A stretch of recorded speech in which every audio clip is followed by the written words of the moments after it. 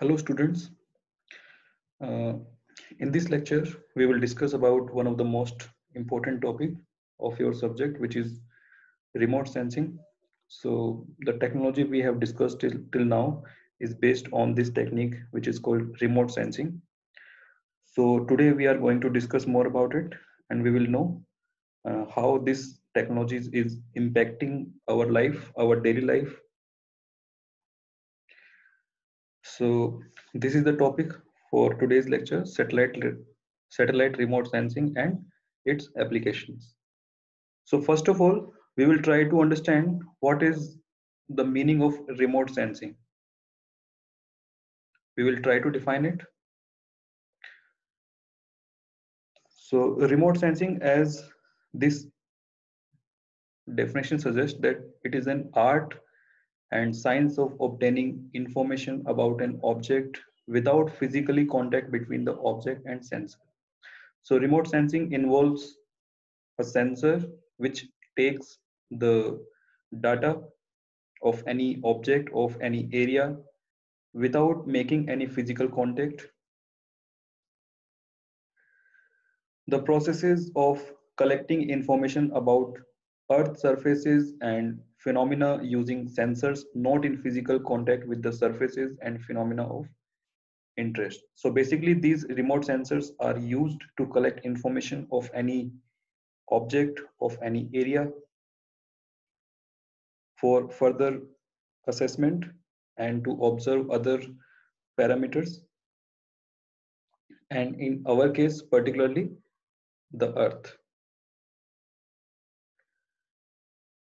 So in this process of remote sensing we need medium of transmission for the information.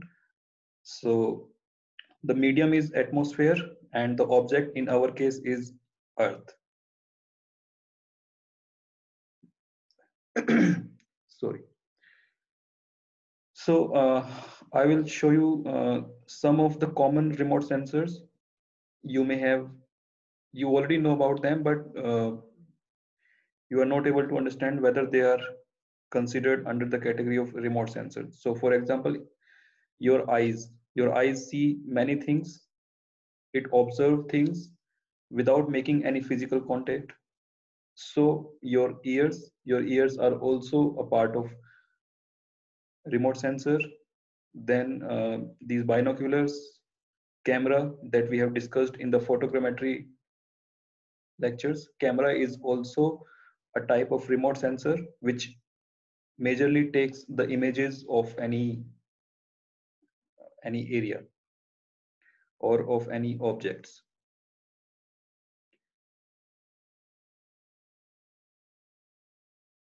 Remote sensing system capture radiation in different wavelength reflected, emitted by the Earth's surface features and recorded it either directly on the film, as in case of aerial photography, or in digital medium used for generating the images. So basically what this sensor does, this sensor is basically capture the radiations of which have different wavelength. So these wavelength, I think I have discussed about the electromagnetic spectrum of light. So in the light, you may have seen that there are different wavelength of different radiations, and human eye is limited to see only a particular band of that radiations. Okay, so we can develop those sensor which can measure, which can capture radiations of different wavelength which human eyes may not be able to observe. Okay, so we can develop those type of sensors also. Remote sensing provides valuable data over vast area in a short time. Yes, it is an advantage of this technique about the resources, meteorology, and environment, leading to better resources management and accelerating natural development. So there may be various resources which can be required to observe, say in case of meteorology. So this meteorology is about the observing the atmosphere of earth. Weather forecasting is also comes under this term, and other environmental factors.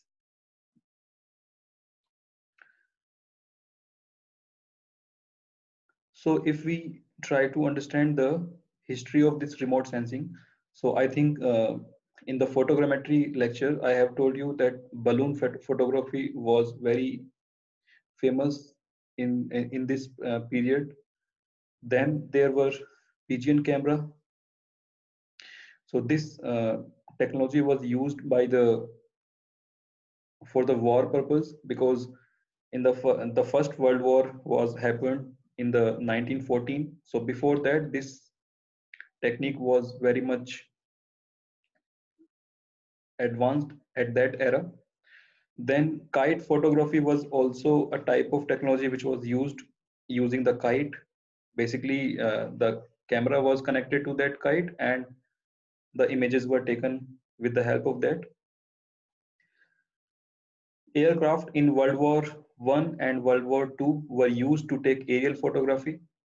So when I talk to you about the photography, photography is again comes under the category of remote sensing, because in that we use camera, and camera is again a part of remote sensing. And after 1947, space exploration have started by some country like US and USSR, which is now called Russia. So these two countries has started space exploration, and after some time India has also started their own space exploration.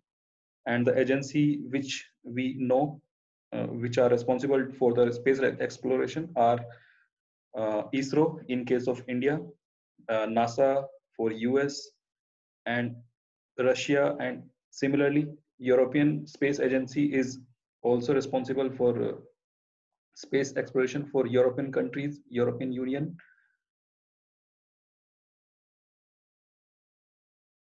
Now we will try to understand what may be the advantages of this remote sensing technique. Well, the major advantage is it provides a regional view. It provides a large area in a very short time. We can observe that large area in a very short time. So this is a major advantage of this remote sensing. It provides repetitive looks at the same area. Well, we have this advantage of taking images of any particular area n number of times. So if we take the repetitive images of any particular area, we are able to assess the conditions of that area. For example, uh, you may have heard about the Antarctica glacier, and now we read about the news is like Antarctica glacier is now melting. Now, how do we know that this glacier is melting? Because we have earlier images of that glacier, and now the images taken. Now we are, if we compare those images, then we can conclude that the images through those images that glaciers are melting, and our environment is also impacting because of those phenomena. So all these kind of things can be observed using a system which is called remote sensing. Remote sensors see over a broader portion of the spectrum. As I told you earlier, that we can develop those type of sensor which can observe, or which can see those spectrum which human eyes cannot see. For example, in case of infrared wavelength, we cannot observe infrared waves, but we can develop those sensors which can capture the images using the infrared rays or X-rays. Okay. Sorry. Sensors can focus in on a very specific bandwidth in an image, or a number of bandwidths simultaneously. So if we uh, like it says, sensor can focus on a very specific bandwidth. So if we are concerned to take images of infrared waves, so we are limited to uh, a particular type of waves. So in that case, we have restricted the bandwidth of that waves. But if we have to take uh, image of different spectral resolution, in that case we can also take images of different resolution, different bandwidth, and those type of images are known as multispectral images. Remote sensing also provides geo-referenced digital data. Now, what is the meaning of geo-referenced digital data? Basically, it is related to the spatial data related to the Earth. So we will discuss more about this geo-referencing in case of the next lecture, because sorry, the next lecture is about geographical information system. So in that we will discuss more about this geo-referenced digital data. But for the time being, we can consider that geo-referenced data is related to the spatial data of Earth, which is also being used by GPS. Some remote sensors operate in all seasons, at night and in bad weather. Yes, some remote sensors are like they can operate in bad weather conditions. Say, for example, in case of fog, if there is a fog in any particular area, we have some sensors which can still observe the Earth in that case. Now we will try to discuss about the remote sensing cycle. So this remote sensing includes, first, we need a mission or we need a plan for a particular reason why we are using the remote sensing technique, and then we need to choose the sensors, what type of sensors is to be used for that particular plan. For example, if we need to take images of any particular area, so in that case the sensor would be camera to take the images. Then next is the reception, recording and processing of the signal data. So this is the process of remote sensing: receiving the signal, recording the signal, and then processing the signal data. So I will discuss this in more detail in the next slide, how this cycle is happening. So first I will show you that cycle. So here you can see, for the remote sensing, we need a source of energy. So in our case, we are observing Earth, and the source of energy in this case is sun. So basically sun emits the and energy to the Earth, and this energy is reflected back to the sensors, and sensors record them, and after recording those data it sends to the receiver. The receiver now here is in the form of antenna, or it can also send those data to other fellow satellites. And once the reception of signal is happened, then this signal is sent to the microcontroller office, and there those data can be processed for various purposes. So now I have designated them A, B, C, D, E, F, G. Now what is the meaning of A? A is energy source or illumination. So A is basically the sun. The radiation and the atmosphere is part of B. So we need an atmosphere and we need the radiations from the energy source. Then in the C part, you can see the interaction with the target is happening. So the target is basically the Earth, and once it received the radiations, it reflected back, and that reflected radiations are observed by the satellites. So here you can see the recording process is happening, and once the recording is done, then the process of transmission, reception and processing can be executed using the antenna, microcontroller and other satellites. And after the processing, we can apply them in different applications. So based on the mission or plan, we process such cycle. So here now again you can see we need a mission or any purpose why we are doing any particular operation, and then we need to choose the sensor, and the process of reception, recording and processing is done simultaneously. And after getting the data, we analyze them and we conclude for taking any decision.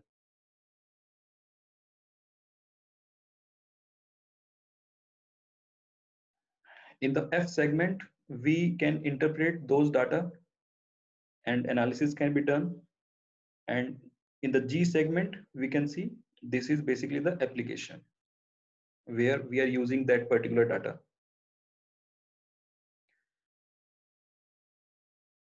Now, sensors which we used in remote sensing technique, they are basically of two types.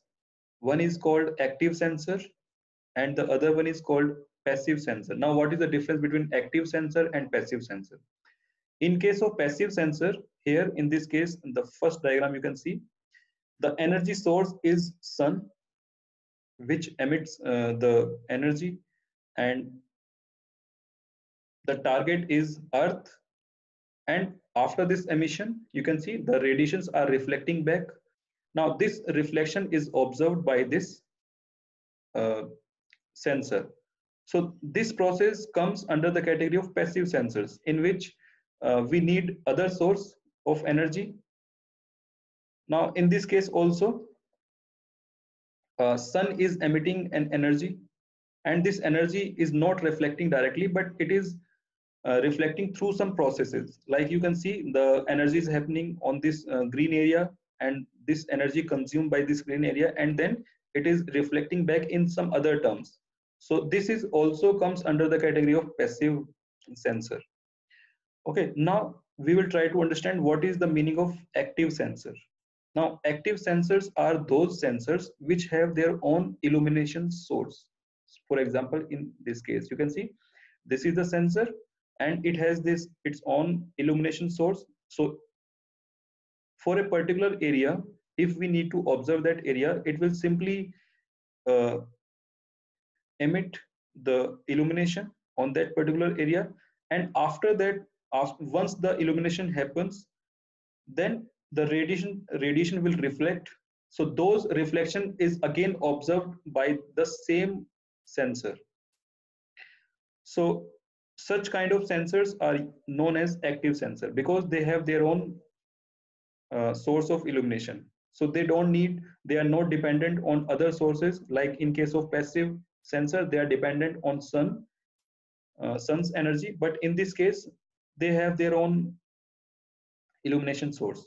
Okay, so that is the basic difference between active and passive sensor.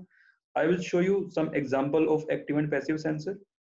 So passive sensors are used in Landsat, Aster, QuickBird, Iconos. I would like you to explore about them. So please try to explore about Landsat. What is Landsat? What is the purpose of Landsat? And the historical significance of this Landsat, Aster. Similarly, try to understand the active sensor. Now, LIDAR and radar, these two sensors, these two program uses the active sensor. So Landsat is basically a program in which a series of satellites are used for a particular purpose. Similarly, LIDAR is again a program in which active sensors are used. So you have to search about them. You have to read about them. What is the purpose of using those programs for your own knowledge. Why we use satellites to study the Earth? Yes, it is a very important question. Why we need to use satellites to study the Earth? Now, they have their own advantages, like they are very consistent. In the result generation, they are very consistent. They can be used routinely and they can take global measurement, which means they can take a very large measurement in a very short interval of time. Yes, overview of information on the hemispheric regional. As I told you, they can take large measurement. So in a single view, you can view the one single hemispheric region. National and local scale also can cover in this category. So the overall, the crux of this purpose is satellite can be used for a big picture, for a national level, for a local scale also. Okay, so that is the biggest advantage of using satellites. They can provide information in areas where there are no ground-based measurements. So like in case of remote areas, like in case of forest or hilly areas where we cannot take direct measurements using the ground-based equipments, there we can use satellites to observe those areas. The next advantage is they can give advanced warning of impending environmental event and disaster. So for example, in case of cyclone, uh, the remote sensors, the satellites can observe those cyclone and they can give warning to the concerned authority. Yes, a picture is worth 1,000 words. They give us a picture which can be observed very easily. They provide a global view, and the data provided by satellites can be used for climate study, for observing environment.